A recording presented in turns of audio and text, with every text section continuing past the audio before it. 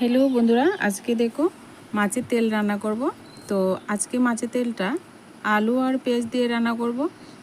আর আলু পেঁয়াজ দিয়ে দুর্দান্ত স্বাদের এই মাছের তেলটা কিভাবে রান্না করছি ভিডিওটা বন্ধুরা পুরোটা দেখবেন। একদম ছোট্ট একটা ভিডিও। এখানে দেখো অনেকটাই বড় একটা কাতলা মাছের তেল নিয়েছি।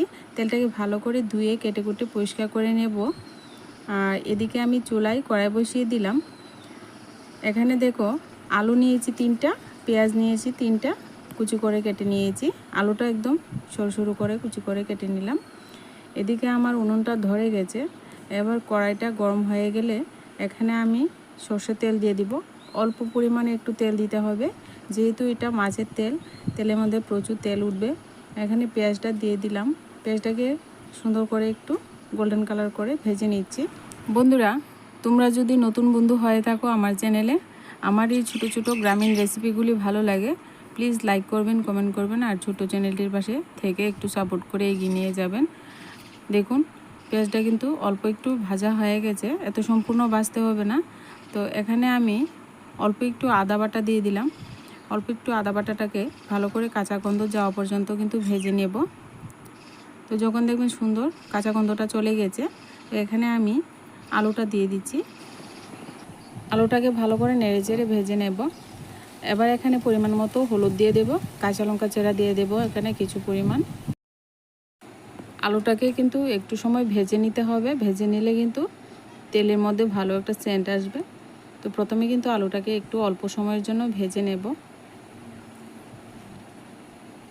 তো দেখুন বন্ধুরা, নাড়াচাড়া করতে করতে আলুটা ভাজা হয়ে গেছে।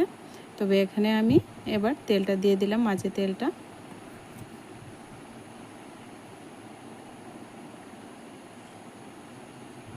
এবার দিয়ে দেবো এখানে লাল লঙ্কা বাটা। আপনারা চাইলে এখানে গুঁড়ো লঙ্কা দিতে পারেন। এবার তেলটাকে ভালো করে একটু নেড়ে চেড়ে দিচ্ছি। আস্তে আস্তে দেখবেন তেল ওঠা শুরু করে দেবে।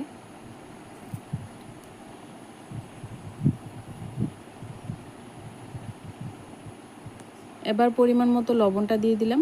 আর তেলের মধ্যে কিন্তু একটু লবণের পরিমাণটা একটু বেশি দিতে হয়, যেহেতু তেল কিন্তু লবণ টেনে নেবে। তো এবার আমি ভালো করে আবারও নেড়ে চেড়ে মিশিয়ে দিচ্ছি লবণটা।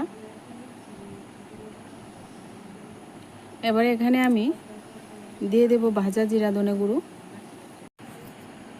1 চামচের মতো ধনে আর জিরে গুঁড়ো দিয়ে দিচ্ছি।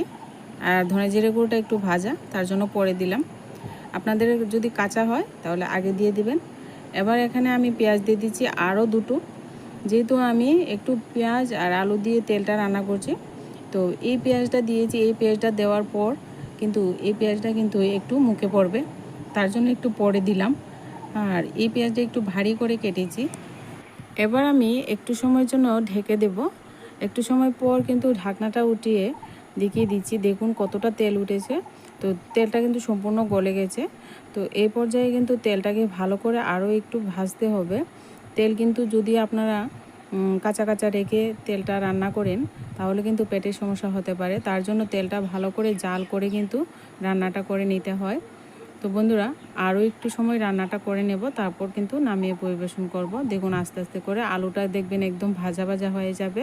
তখন দেখবেন কত সুন্দর একটা সেন্ট বেরোবে, দারুণ টেস্টি লাগে এরকম পেঁয়াজ আলু দিয়ে। এটা নতুন কোনো রেসিপি না বন্ধুরা, তোমরা তো সবাই বাড়িতে করো। তো আমি কিভাবে করলাম ভিডিওটা তো সম্পূর্ণ দেখলে। যদি ভালো লাগে প্লিজ লাইক করবেন, কমেন্ট করবেন আর আমার ছোট্ট চ্যানেলটির পাশে থাকবেন। আজকে ভিডিওটা এই পর্যন্তই। দেখা হচ্ছে পরবর্তী কোনো নতুন ভিডিওর সঙ্গে। ততক্ষণে আপনারা সবাই ভালো থাকবেন, সুস্থ থাকবেন। দেখুন কতটা লোভনীয় হয়েছে রেসিপিটা, দারুণ লাগছে দেখতে।